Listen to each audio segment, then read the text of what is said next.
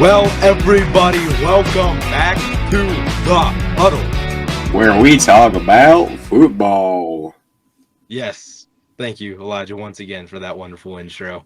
Yes, sir. Of course, I am Levi Jenkins, along here with co-host and close friend of mine, Elijah Cober. This is episode 7. Ooh. And I think we're looking forward to this episode.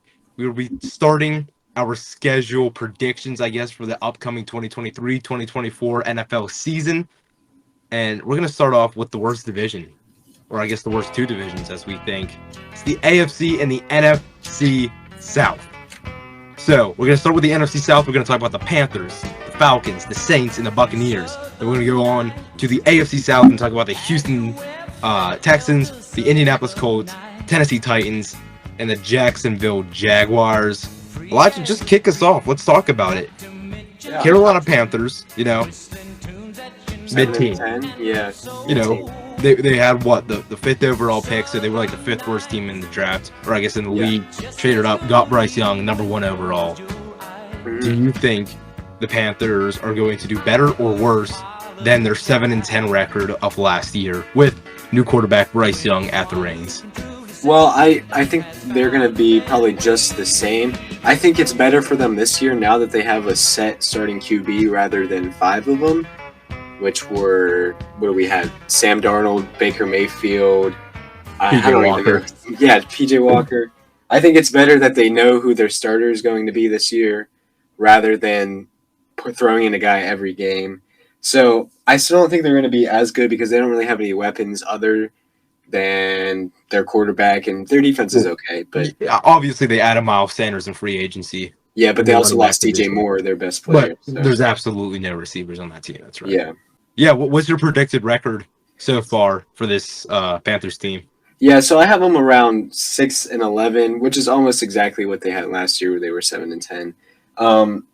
It really couldn't, like, that division, they're really good at beating each other. So it really just depends on like who beats Atlanta. Who wins the most division games? Yeah.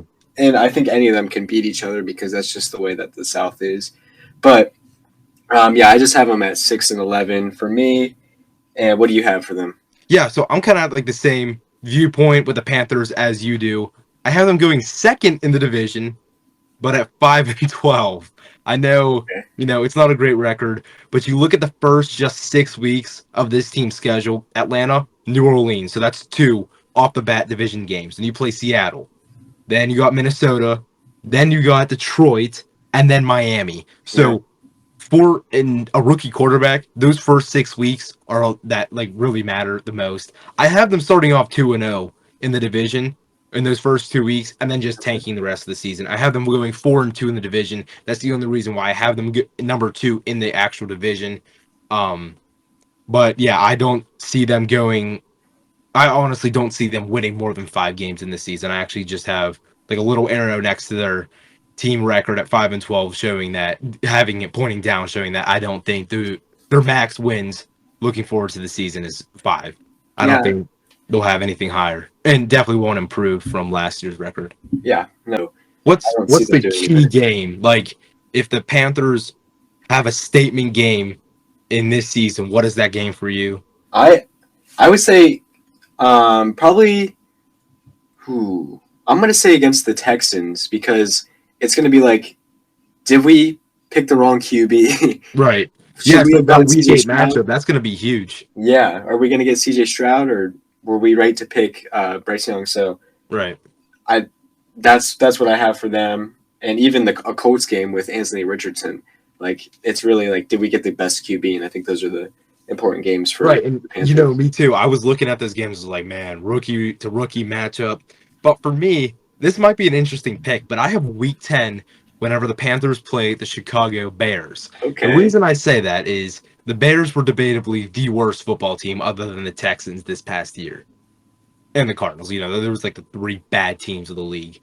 So I just want to see, can the Panthers prove themselves as a decent team? Can they beat the Chicago Bears? And I think if they beat the Bears, then it shows just the level of how close is Bryce Young in the competitiveness to Justin Fields. So I think that that game, it's about midseason. So at that point in the season, Bryce Young, we need to know if he's good enough to beat bad teams, or if they have to actually have a full-on rebuild, even with a potentially star quarterback at the Realms. All right, yeah, that makes sense.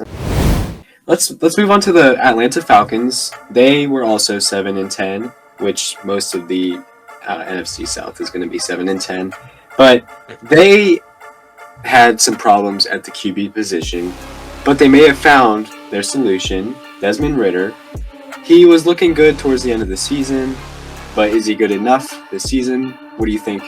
How do you think the Falcons are going to do this year, Levi? Man, yeah, so I have them in last place, dead last in this division at 4-13.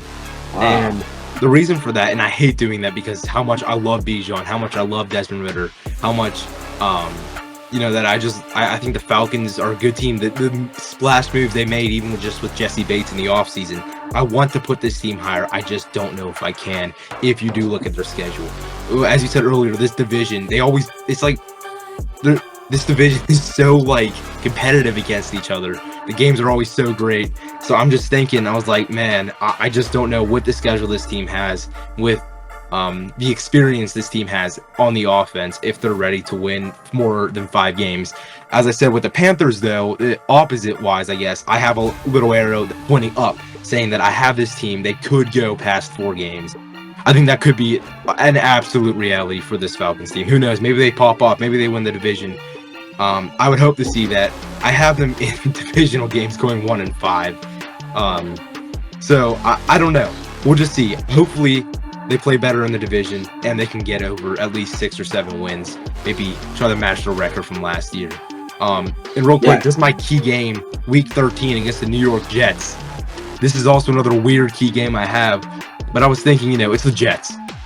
Even with Aaron Rodgers, it's the Jets. It's still the Jets. And they're that team that is going to be good, but they're going to lose the stupid games. So I think if the Falcons can go in, play hard against the Jets, maybe ruin a playoff spot for them as we kind of wind up the season at that point, I just think if they can go in there, get a huge W, boost the morale of a bunch of guys on that team, that could be a huge boost, I guess, for this team just moving on throughout the rest of the year. As we look, they are basically filled with divisional games as we wrap up the season for the Falcons. Wow, that's crazy because I have almost the complete opposite. I have them going 12-5, winning the division. The Falcons.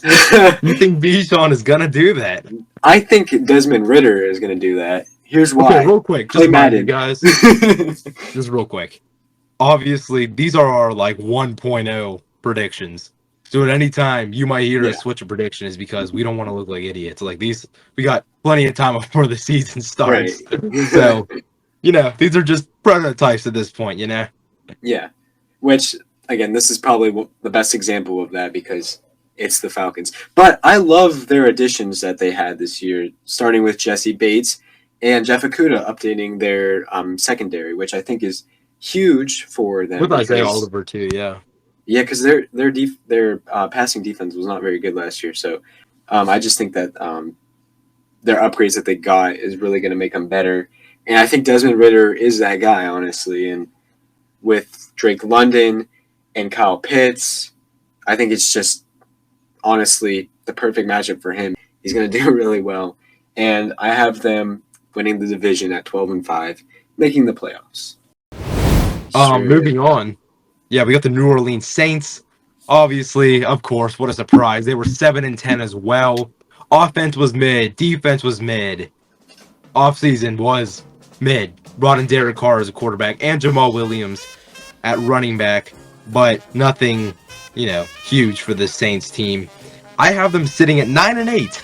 I have them winning the division at this record. I have them going 4-2 with divisional games. Obviously, so far, I'm not a huge fan of my predictions with this division. It's very unpredictable. But I just think that, just looking at what the Saints have done in the offseason, the trouble Alvin Kamara has kind of brought to this team. They lost Sean Payton. Michael Thomas is getting old. They're still, I feel like they're caught in that bridge from losing Drew Brees and trying to find that next franchise quarterback guy. So for me, I have them with a winning record, but nothing too fancy. And a key game for me is Week 17 against the Tampa Bay Buccaneers. Those games are always just like high intensity, high competitiveness. I always love watching Tampa Bay play against the Saints. So for me, I have them winning that game, playing Tampa. But I think the biggest thing for them is if you get a divisional win there, that could be the turning point of the division for a winning record for them, and obviously a potential playoff spot. Yeah, again, I almost have completely opposite with you because I think they're going to be the worst team in the league, and I think In the they're league, first overall pick next year. Yeah, I don't. There's nothing really that they have done. but they do. They have Jamal Williams. They have Chris Olave. So they have Yeah. a young upbringing, but they still have old guys they need to get out. I just don't think like Michael Thomas, the slant boy, Derek Carr. He's not really that great. He's just another mid quarterback that you're bringing in. Almost, he probably will do just as much as Andy Dalton did last year, and it's just like We'll see. I don't think there's anything that makes this team special coming into the year. So I have them going 4-13, Wow. probably the worst team in the league. For just their key games, I would say any game against Tampa Bay too, because they're usually good matchups. Tom Brady, when he started in Tampa Bay, he couldn't beat the Saints.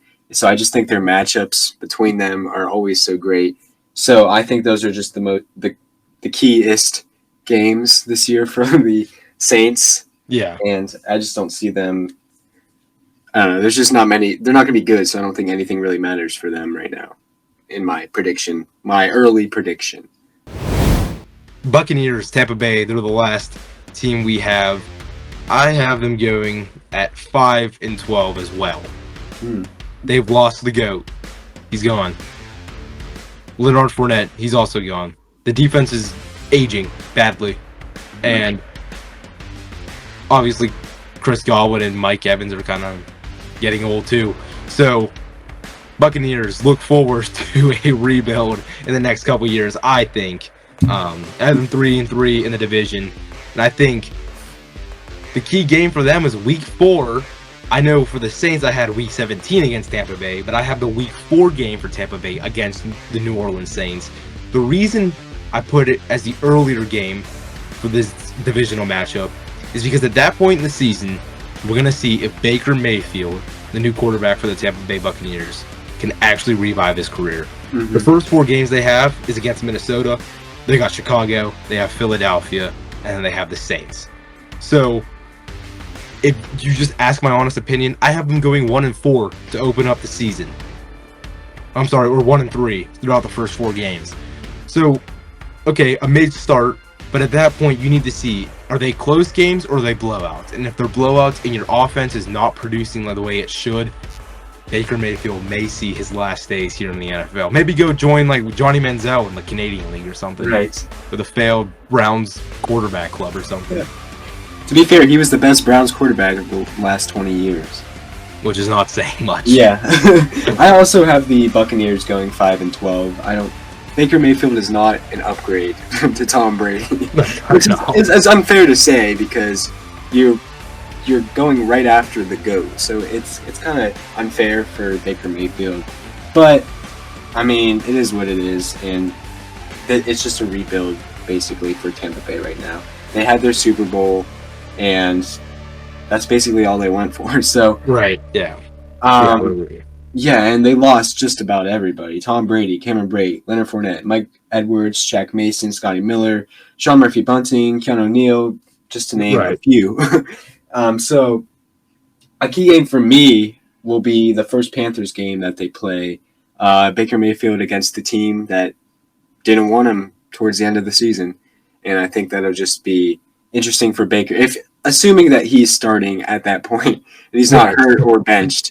So I think that'll be a key game for them to see Baker's emotions come out, see if he can actually play ball. I don't know.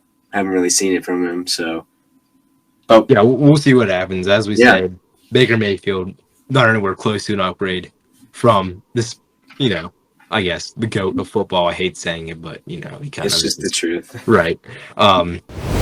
The Indianapolis Colts went 4-12-1. Another disappointing season for them.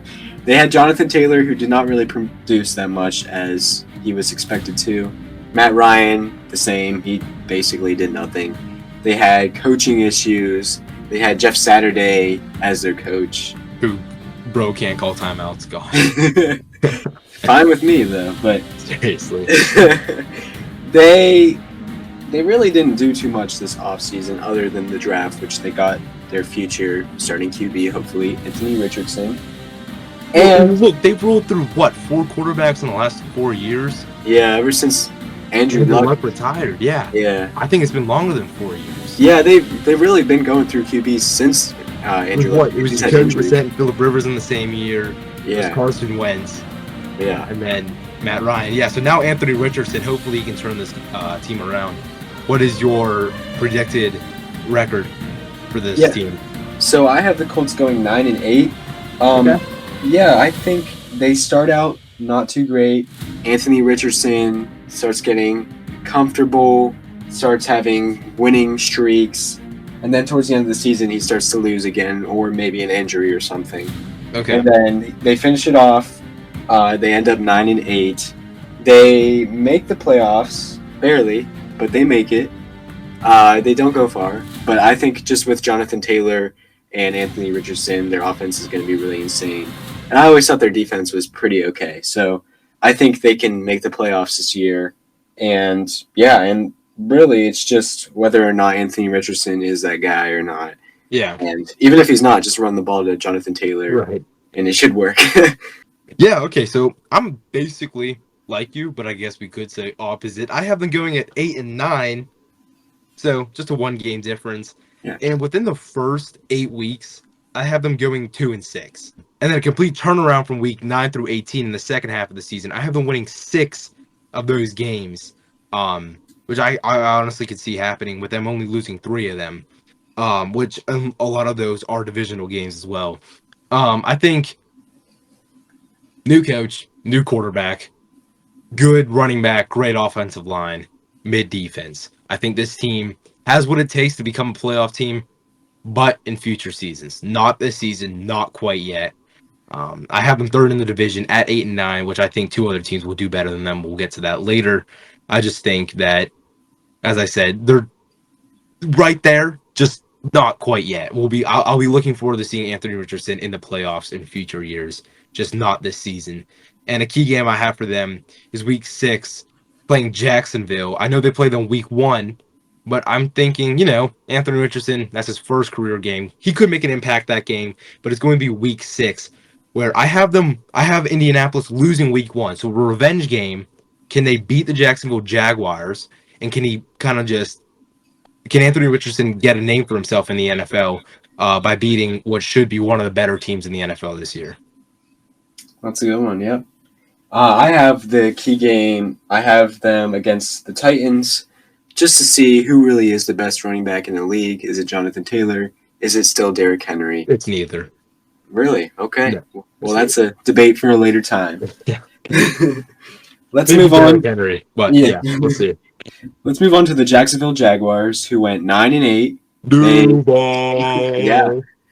made it to the playoffs somehow, and they came back against the Chargers, one of the most fun games I ever watched. Great game.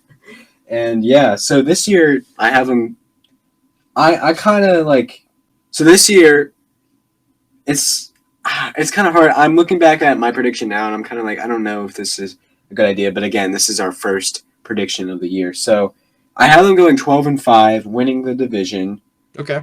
But I just don't know, because there's a lot of talk about Trevor Lawrence being really good, but honestly, I don't think he's really good. I think he's good, but I still don't think he's proven himself enough. Second year in the league. Huge turnaround in the second half of the season. He did, yeah, for sure. It's just... you look at Joe Burrow. First season he got hurt, played well. Second season he was in the Super Bowl. Yeah, third season was a game away, right? So obviously maybe Jaguars aren't as complete as the Bengals, I guess in the roster area. But I think this team, Trevor Lawrence is that guy. I think he's good. I think he's really good, honestly. Yeah, no, he He can be good. I don't know if he's good yet. That's all I'm saying. But I do have them going 12-5, and I think it's just going to be an easy division for them because, I mean, let's be honest, it's the AFC South. So, yeah, what do you got for them? Yeah, once again, just one game off of you. I have them going 11-6 and winning the division. I actually have them seeded number 3 in the entire AFC. We'll see if that happens, if that works. I don't know. We'll see what happens. But yeah, I think as you were saying, just with Trevor Lawrence, I think he's good enough. I think for how underwhelming the names look of the receiving core, they're kind of good. Yeah, What's his true. name? Zay Jones kind of popped off for no reason. Christian Kirk overpaid as heck, but popped off for no reason. Yeah, Evan Ingram, obviously, they re-signed him on a contract, and he overperformed and exceeded everybody's expectations last year. So I think he has the weapons. I think Trevor Lawrence has the weapons he needs to win the division, and I think they kind of have the defense too. As Trayvon Walker and Josh Allen, I think they could become a scary force to be reckoned with both of them rushing towards the quarterback on the outsides. I think the biggest thing for me this season is for the Jaguars. Is from week 11 to 18, and during this kind of like section of the season, I have them going 6-2, and those 6 games are straight. It's a 6-game win streak for this team. And wow. it started and capped off with a loss to the Tennessee Titans. And even though they lose, I have those games. I mean, they're playing teams like Cleveland. They're playing teams like Baltimore. They're playing teams like Cincinnati, Tampa Bay. So I think some bigger name teams that they could be facing, I have them winning those games. And is it realistic? Maybe. Am I overhyping this situation a lot? Maybe. We'll see what happens. I just think that stretch of the season is what is going to matter because throughout the rest of through the schedule of the other teams in this division, I have them staying pretty consistent.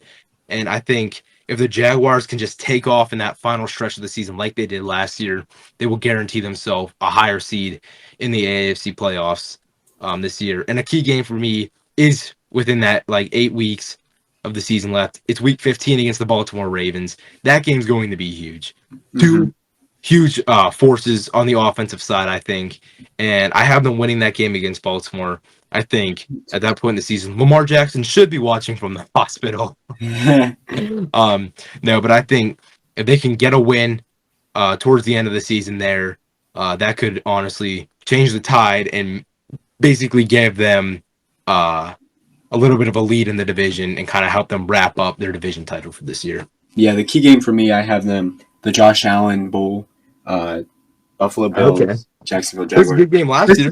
Just to see if they really are a good team and they can Right. beat another good team, not just the Josh Allen thing, but really can they be a good team or are they just going to keep beating the AFC South and just not great teams Yeah. like that the NFC South too. So we'll see. That's the key game I have for them. Next up is the Tennessee Titans. I have them going 8-9, 5-1 playing in the division. Obviously, I think that could change a lot just with who knows who they're going to start. Ryan Tannehill, Will Levis, or Malik Willis. It's all up in the air. All up to the decision of Mike Vrabel. But I have them going 8-9, second in the division. I know I have the Colts at 8-9. It's just the divisional games that the Titans will win that will put them second in the division. I think it's just, it's going to be another rebuild year. I think Derrick Henry could potentially put up 1,800 yards rushing. I think he will carry the Titans once again. I just don't think the defense is at the place it was a couple years ago. And the offense, it's a weak receiving core ever since they've traded away A.J. Brown. And it really hasn't been the same ever since they even got rid of Corey Davis a couple years ago as he joined the Jets. So I think they have a mid-season. Something to build on for the future, but nothing too, huge. And the key game for me is the last week of the NFL season, Week 18, Jacksonville Jaguars playing the Tennessee Titans. I think if they can win that game, which is a huge divisional game to wrap up the season, and if they win a couple more games that I don't have them winning in my predictions, who knows? They could beat out Jacksonville for the title. They could sneak in as a 7th round seed. on the AFC side of the playoffs. So I think that last divisional game will be the determining factor for the Tennessee Titans if they can kind of keep the respect that I think they kind of they still deserve in the NFL, and if they can still establish themselves as a team that could be a playoff team for the next couple of years. Okay. So the Titans went 7-10 this year. I have a similar thing for them. They're going 6-11 for me, and because they're going to start out with Ryan Tannehill, and I think he's going to start out 1-5 going into the bye week. They make a change. Will Levis starts. He comes Crazy thing in. is, I have them going 1-5 too. Yeah. Well, I have him going in. He's playing the Falcons. It's a loss. He plays the Steelers. A loss, but they're close games. After that, he starts to win. He's not going to win out, but he starts to win, and which brings them to 6-11. Not making the playoffs, but just kind of getting him used to the NFL play and their transition year for their quarterback, because I don't think it's going to be Ryan Tannehill for long or Malik Willis at all. Right. So, yeah, what's actually is very ironic is I think up until week 10, we have like the same exact schedule with who they beat and who they win. Yeah, what's your key game for them this season? yeah, so I'm going to say the Falcons game because that's when they're going to have Will Levis starting, and that's when they're going to be. You think it's right after the bye week? Will Levis getting thrown in? Yeah, because after 5 losses in a row from Ryan Tannehill, who's basically going to do nothing at the start of the season, they're going to decide it's time to move on. He had his time. He didn't do much. So they're going to bring in a new quarterback, hopefully their future for the Tennessee Titans. Yeah. Finally, for the last team of the South. Certainly the least. Yes. It's the Texans. They won 3-13-1 for the 2022 season. I honestly don't have them doing any better. They just dropped the tie. I have them at 4-13, and I think that's all the games they will win this year at 4 games. Yep. Going 1-5 in the division. They got CJ Stroud. They got Will Anderson. So I think that, they have good names on the roster, but it's if they can have the chemistry and put it all together to win more than 5 games and prove me wrong. And as you kind of said for the Texans, it's week 8. This is the key game for me. It's against Carolina. It's against Bryce Young, CJ Stroud. It's that matchup everybody's looking forward to. I think that's going to be a great game. And as you said earlier with Carolina, it's who made the right decision, who got the better quarterback. And not necessarily does that mean just this game proves it. No, but who's got the better team as well. Like who is going to be the first team to make the playoffs in the next couple of years? Who's going to write their name in the NFL history books first with one of these quarterbacks at the reins? Yep. So I have the Texans doing a little bit better. They're going to go 6-11 in my predictions. I don't like CJ Stroud as much as I did when he was the IQ test. Well, not necessarily that, just his personality. I think that's going to cause him problems, though. I think he is a little overconfident in his skills, and until he proves it, it's just like you can talk all you want, but you got to show it first, and I don't think he's going to show it. Yeah. Honestly, I could see them going back to Davis Mills. Their defense is good, but it's mid, but you know what I mean. It's getting better, but the offense is just not there and it's not a really fair situation to put a rookie quarterback in. And I just don't see the Texans doing anything other than their defense. I think their defense really will step up with Derek Stingley and Will Anderson and just all the guys they got last year. They had a pretty good draft in the defense last year. And a key game for me is, like you said, the Panthers game. Maybe they should have lost against the Colts in the last game of the season so they could get the Bryce Young. So, we'll see. We'll see.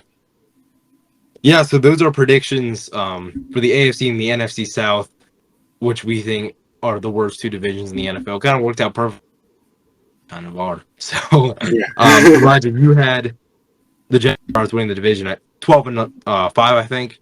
Yep. I had them at 11-6. So both of us kind of have the same idea of the Jaguars winning the division here, and we'll see what happens with this AFC South Division. We're going to do kind of a speed run here of the Steel Curtain session here on the Huddle, not to bore you to death in today's episode. So here we go. Steelers. Here we go. Pittsburgh's going to the Super Bowl. Let's go. All right, well, Steelers signed backup quarterback Mitch Trubisky to a 3-year deal. I mean, I can't say I hate it, but, like, whatever. 3 years, bro. Mm-hmm. I don't know. Whatever. He's going to make $8 million of that guaranteed in the first year of his deal. Like, yeah, he's a backup. That's great. Cool. Also, we signed Mason Rudolph again. Re-signed him. Obviously, no team wanted him. What a surprise! So we said, here, we'll be nice. We'll take you back into our loving open arms so you're not some homeless guy on the side of the road. Yeah, so that's the quarterback news for the Pittsburgh Steelers. The NFL news, kind of some new stuff. Elijah, you're a happy person. NFL approved to have an emergency quarterback now, along with the 53-man roster, as we talked about in earlier episodes. You've always wanted this, so I think you're happy now.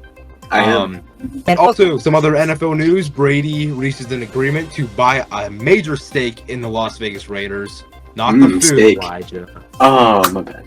Yeah. Like that probably would have been more valuable. Yeah. No, but some big news in there, which is kind of pointing towards, yes, Tom Brady's not coming back. Sorry, everybody that wanted to see that, because I know I didn't. Two more things. Green Bay, Elijah, go you, whatever. Nobody really cares. They were selected to host the 2025 NFL Draft. Dude, it's going to be kind of cold. I would say it would be a cool draft. Get it? Because I swear a bird outside just laughed. Bro literally just tripped. Yeah. And last but not least, Super Bowl heading back to California in 2026. Levi Stadium, home of the San Francisco 49ers, will be hosting that Super Bowl. So, a little bit of Steelers news, a little bit of NFL news. Ladies and gentlemen, thank you for listening to another episode here on The Huddle. I'm Levi Jenkins, along here with Elijah Coer. We'll see yins next week. Peace.